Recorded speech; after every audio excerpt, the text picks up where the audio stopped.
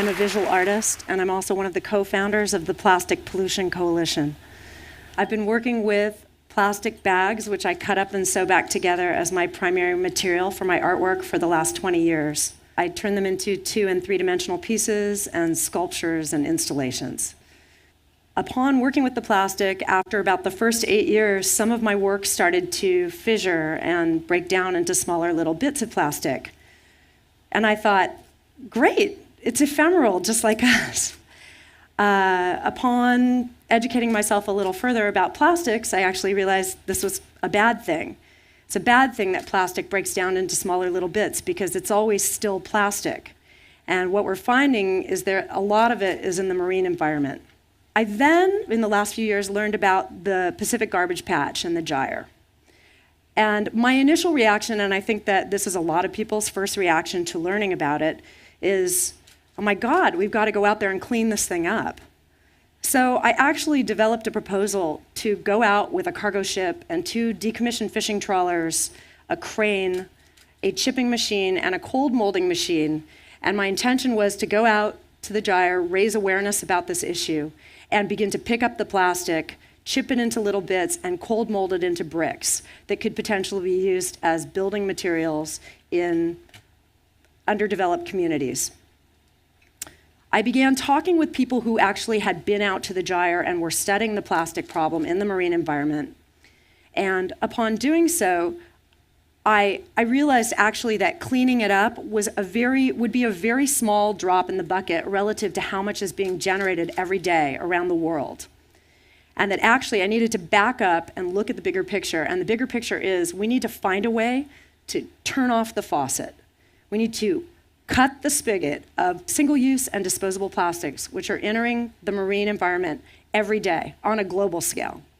So in looking at that, I also realized that I was really angry. I wasn't just concerned about plastic that you're trying to imagine out in the middle of the Pacific Ocean, of which I've learned there are now 11 gyres potentially of plastic in 5 major oceans in the world.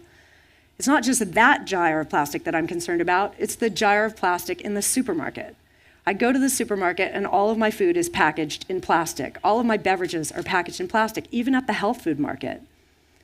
I'm also concerned about the plastic in the refrigerator. And I'm concerned about the plastic and the toxins that leach from plastic into us and into our bodies. So I came together with a group of other people who were all looking at this issue, and we created the Plastic Pollution Coalition. We have many initiatives that we're working on, but some of them are very basic. One is, if 80 to 90% of what we're finding in the ocean, of the marine debris that we're finding in the ocean is plastic, then why don't we call it what it is? It's plastic pollution. Recycling. Everybody kind of ends their books about being sustainable and greening with the idea of recycling. You put something in a bin and you don't have to think about it again. What is the reality of that? In the United States, less than 7% of our plastics are recycled. And if you really look into it, particularly when it comes to plastic bottles, most of it is only downcycled or incinerated or shipped to China. It is downcycled and turned into lesser things. While a glass bottle can be a glass bottle again or can be used again, a plastic bottle can never be a plastic bottle again. So this is a big issue for us. Another thing that we're looking at and asking people to think about is we've added a 4th R onto the front of the reduce, reuse, recycle 3 Rs, and that is refuse. Whenever possible, refuse single-use and disposable plastics. Alternatives exist. Some of them are very old school. I myself am now collecting these cool Pyrex containers and using those instead of Glad and Tupperware containers to store food in. And I know that I am doing a service to myself and my family. It's very easy to pick up a stainless steel bottle or a glass bottle if you're traveling and you've forgotten to bring your stainless steel bottle and fill that up with water or filtered water versus purchasing plastic bottled water. I guess what I want to say to everybody here, and I know that you guys know a lot about this issue, is that this is a huge problem in the oceans, but this is a problem that we've created as consumers and we can solve.